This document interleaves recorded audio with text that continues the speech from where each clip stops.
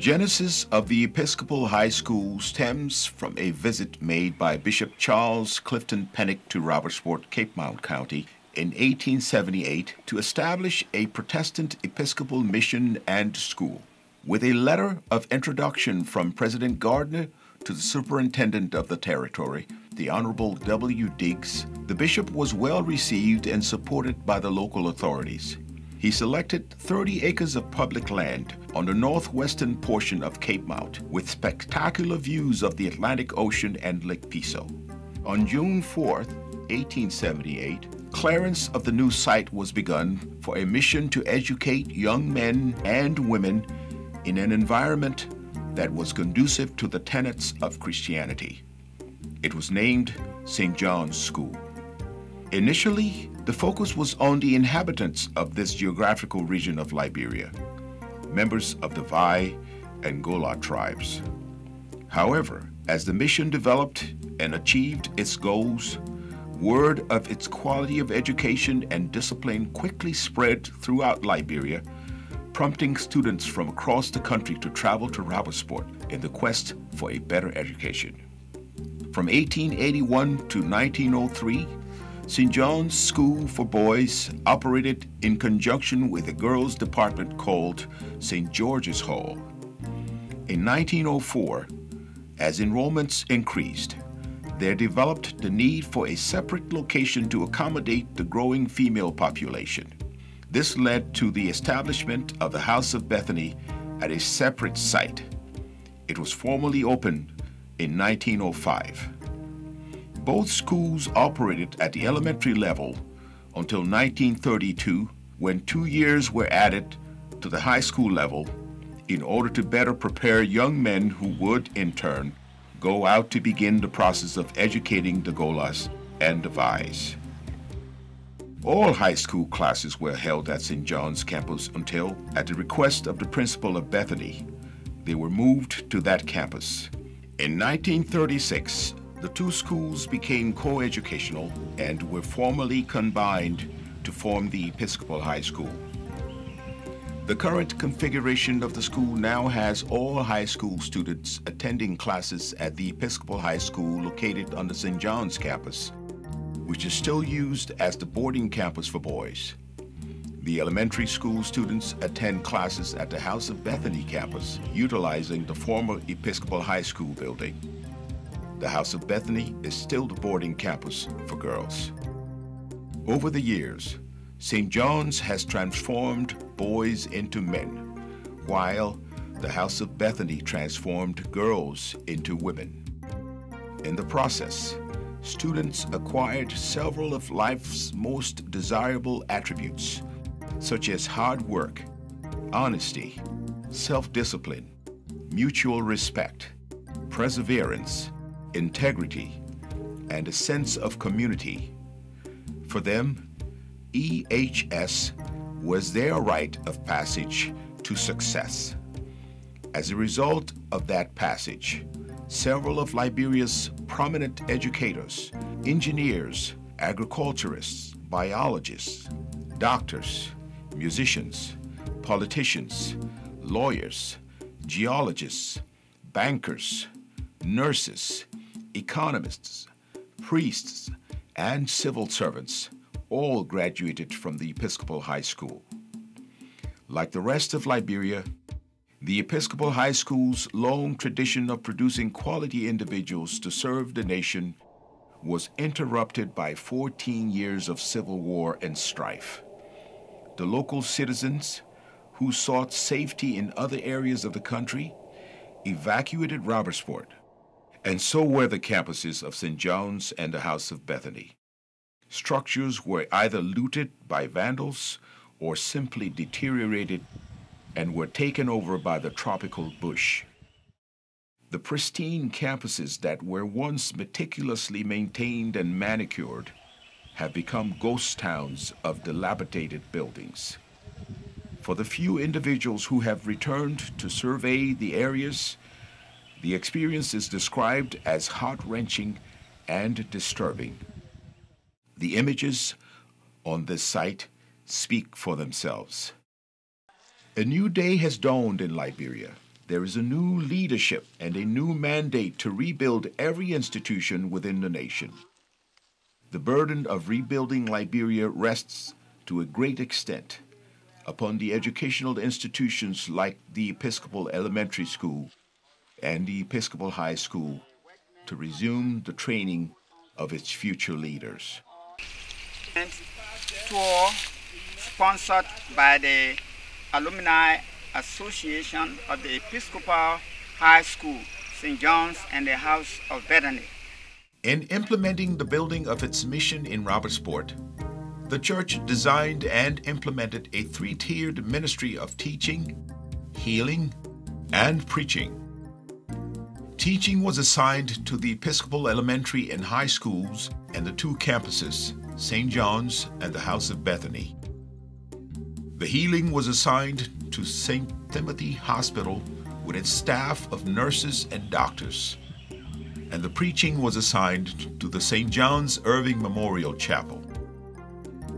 This strategy was so successful that very quickly there developed a community on Cape Mount that was focused, cohesive, and productive.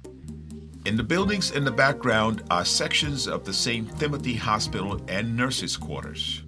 The original structure was built after World War II using remnants of steel mats and other building materials from the U.S. military installation in nearby Tala.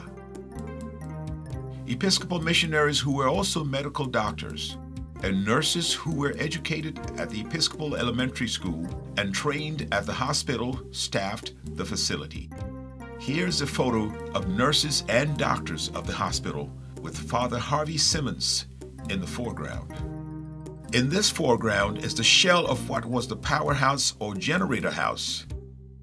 This structure, when functional, housed the power generator that supplied electricity to three campuses: the House of Bethany, St. Timothy Hospital, and St. John's. The generator house once supplied electricity to the only facilities in all of Robertsport that had access to electricity. This is the St. John's campus. The structure here is the dining hall and kitchen, followed by the study hall, and then the Lansford Memorial Hall, the boys' dormitory that was built in 1899.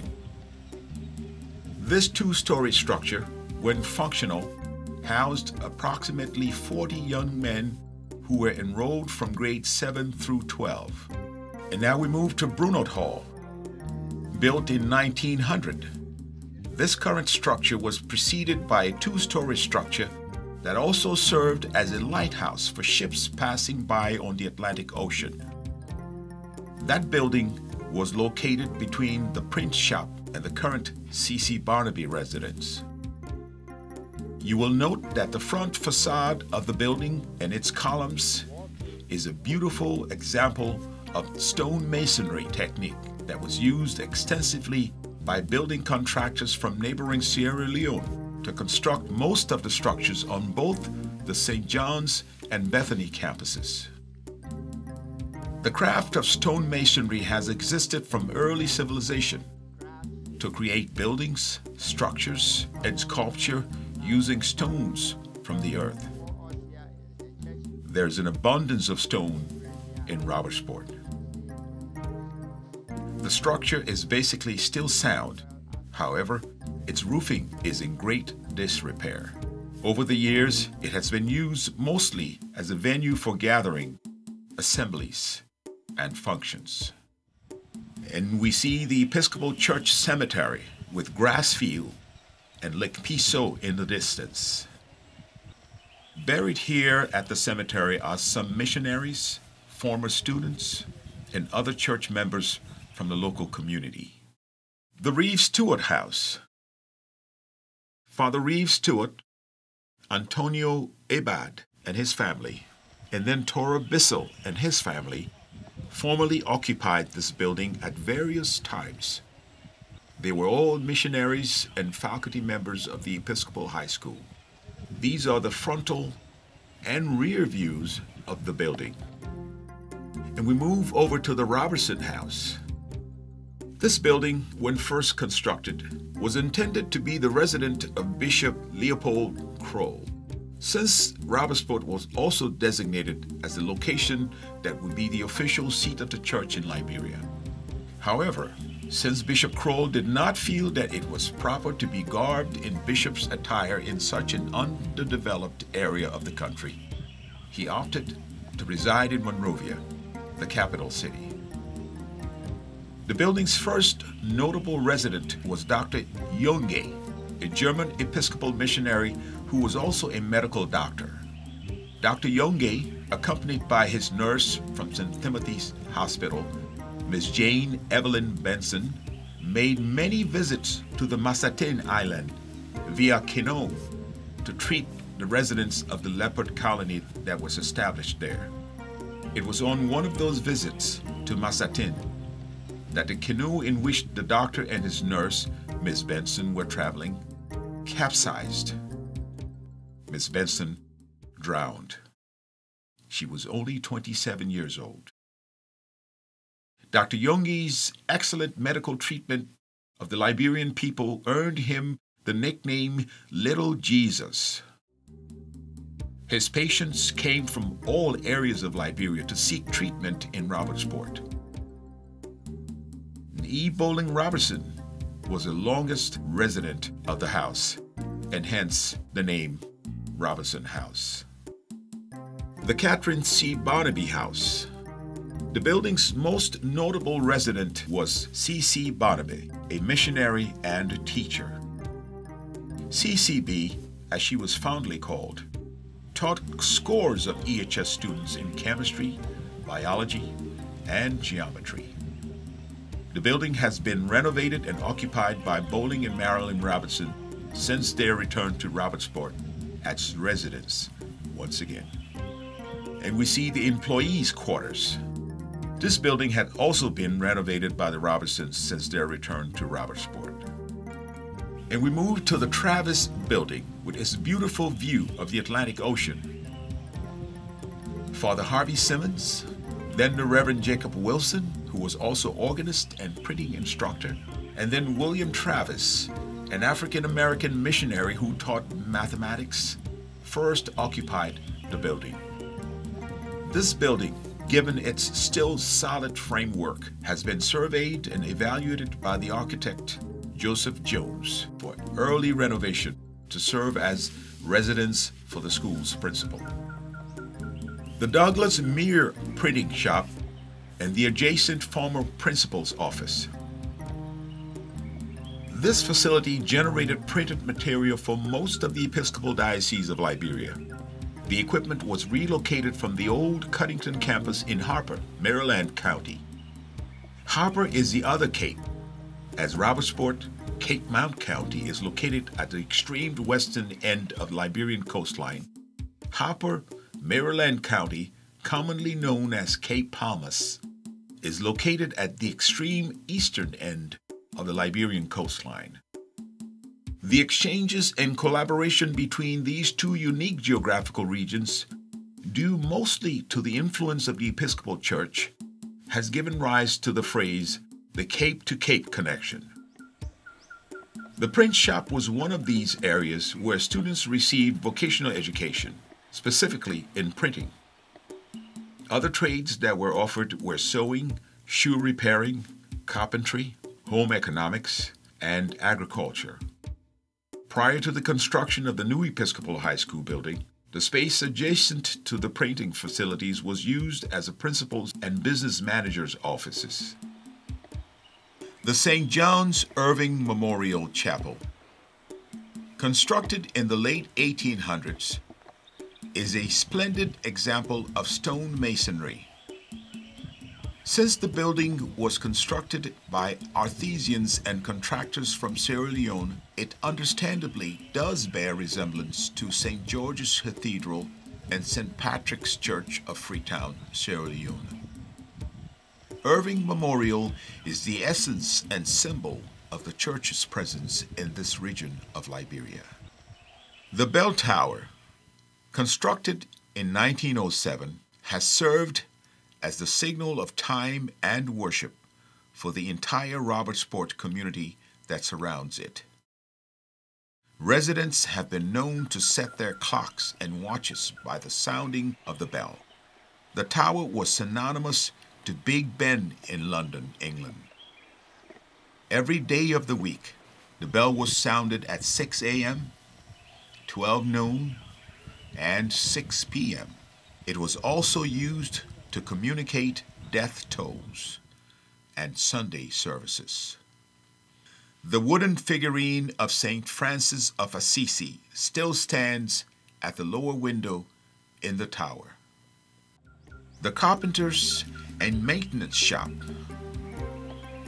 This facility housed all maintenance-related operations for both campuses: carpentry, plumbing, electricity, and auto mechanics. George Washington, commonly known as Boss Washington, supervised all maintenance-related work on the campuses. He served the mission for more than 30 years. The Bowen Cottage, also known as the Boss Washington House, was first occupied by the Philip Bowen family. Mr. Bowen served as business manager of the mission for more than 19 years. All of his 6 children were born in this residence. It was later occupied by E.O. Fambule, and then by George Boss Washington and his family, who were the last occupants. Hook Memorial Cottage, also known as the Teachers' Commons, was constructed in 1922. The building was initially used as housing for single male teachers. Dr. John Stewart, who was both a priest and physician at St. Timothy Hospital, was a resident. Selwyn Jenkins, the organist musician from Sierra Leone, who was brought to Robertsport by Philip Bowen, was also a resident. The cottage was also once a fine example of stone masonry. This is the Episcopal High School building.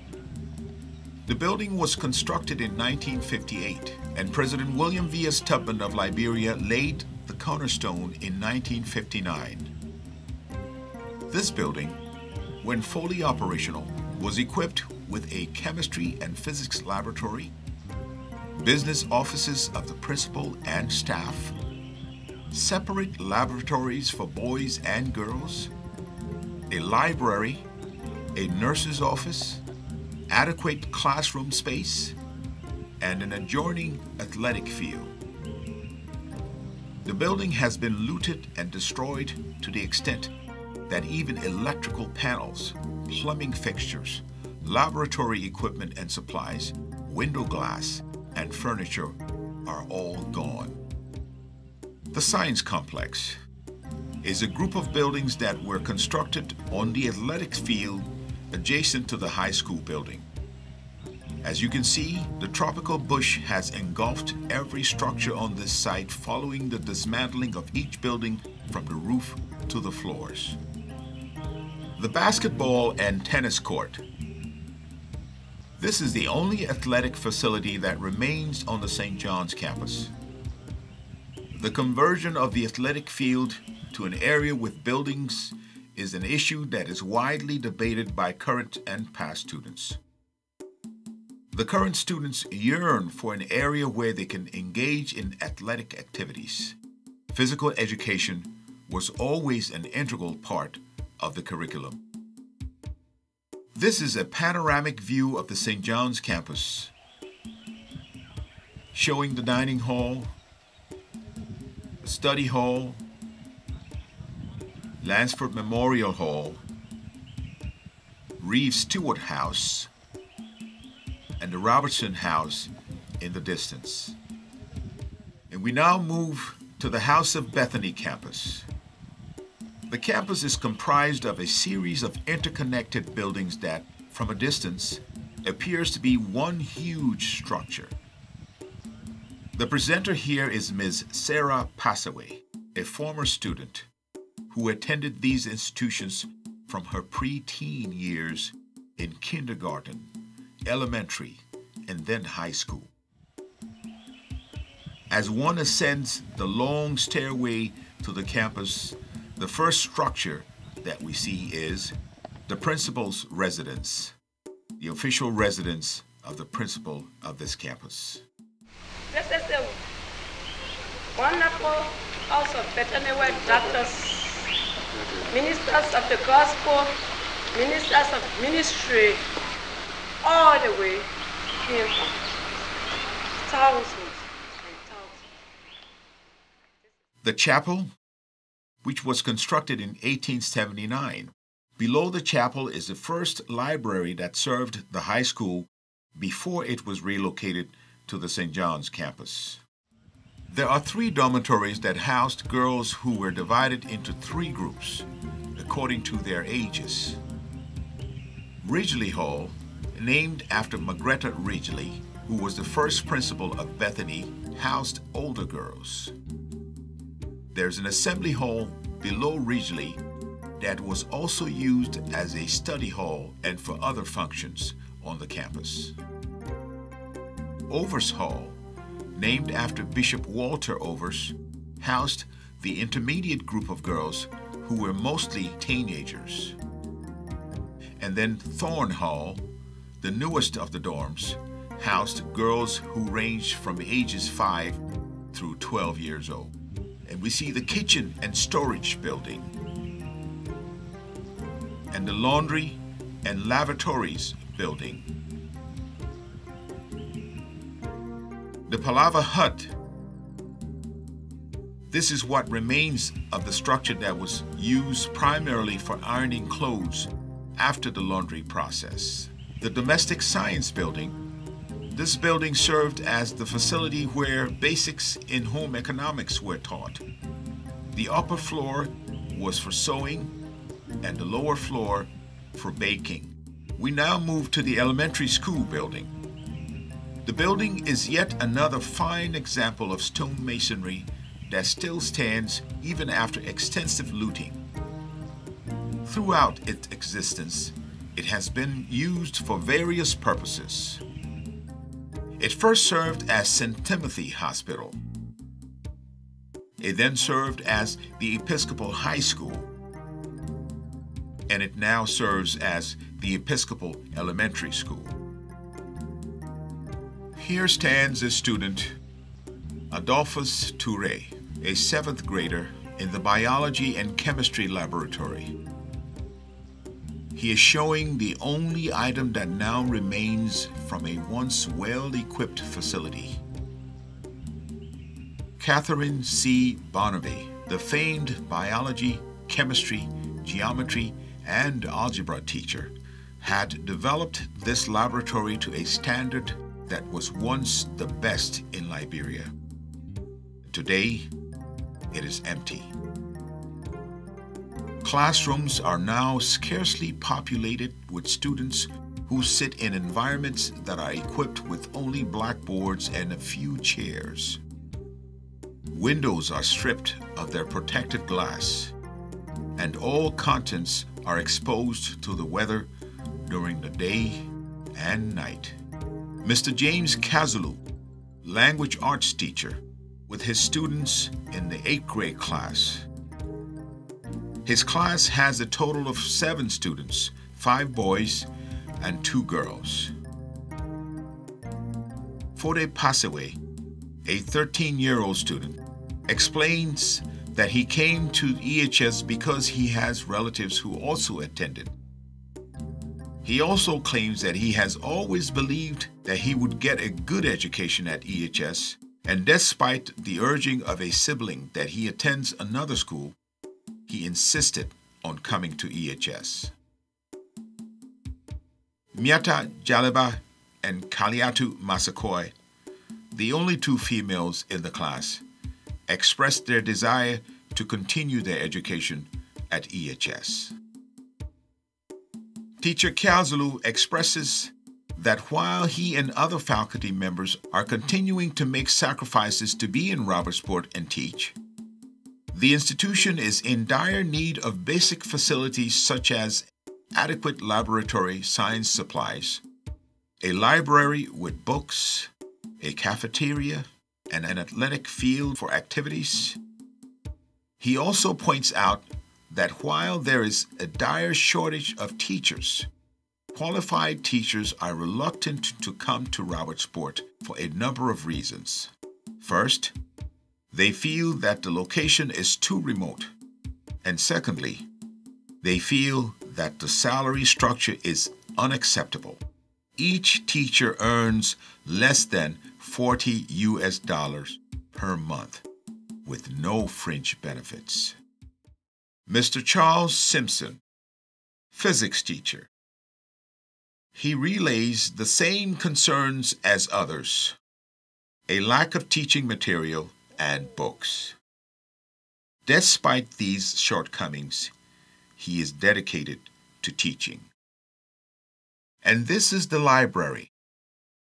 This room was ransacked to the extent that all that is left are some of the historical plaques of former graduates that date back to the beginning of the institution. Here is a plaque of the class of 1969 that is still in fair condition. James K. Agbayon, Cyril E. Broderick, Ernest C.B. Bruce, William T. Bruce, Jr., Julius F. Caesar, Emily V. David, Nathaniel S. Davis, Lawrence M. Doe, Marilyn H. Freeman, Ethel V. Carpe, Frank J. Malish, Martha P. Meyer, William C. Passaway, Alice K. Rooks, Sarah H. Shannon, Marlene F. Sherman, Gabriel L. Wesley, Jr., and Jacob W. Wilson, Jr. We now visit the students at the elementary school.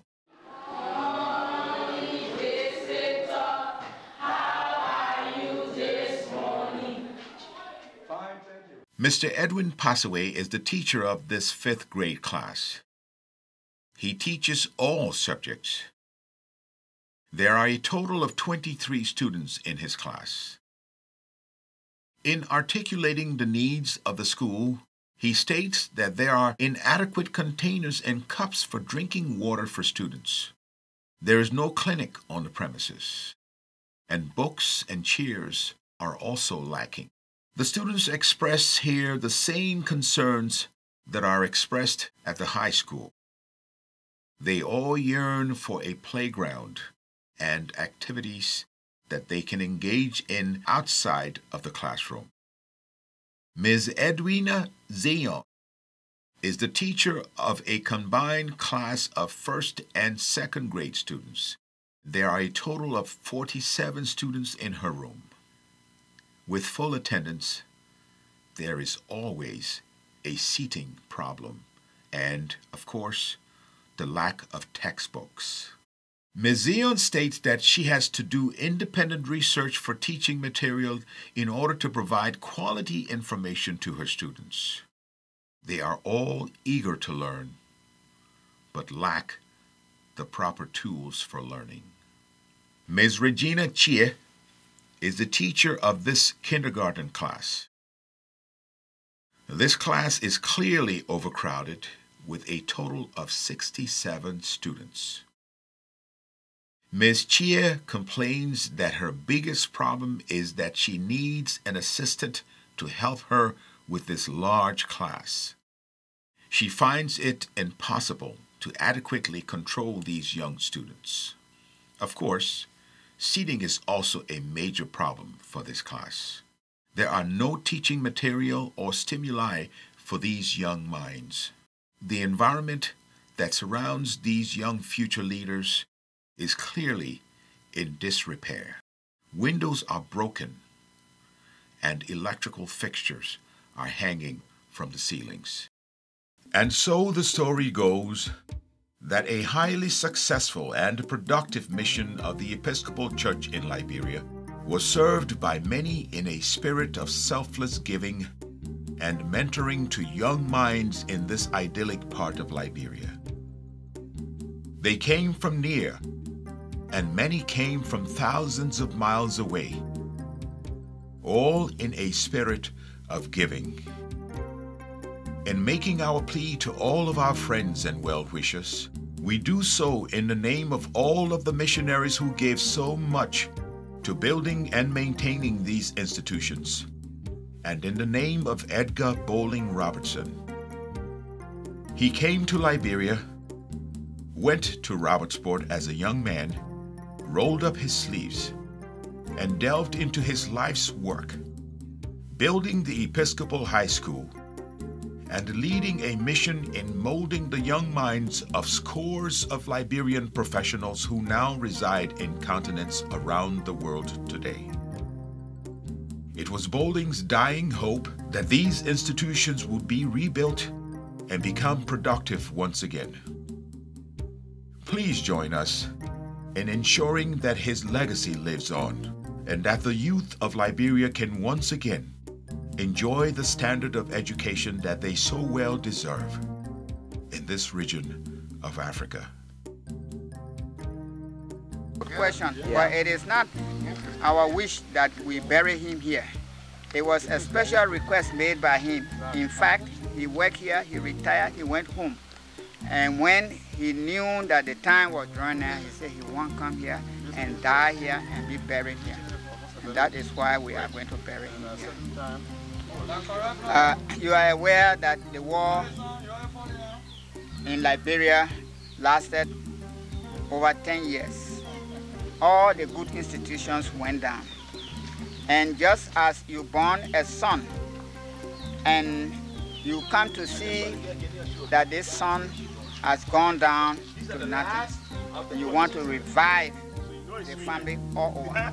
So we so appreciate what we gathered from the old missionaries as well as Liberians in educating Liberians and foreign people from all parts of the world and Liberia to produce some of the most useful men in medicine, in education, administration, engineering, name it. So we want to see if we can come back to the normal thing. Just give 1, 2, 3, 4. Alma mater to thee we raise, our joyful voices in the hall. Thy dear name shall we always praise, and honor praises ever call.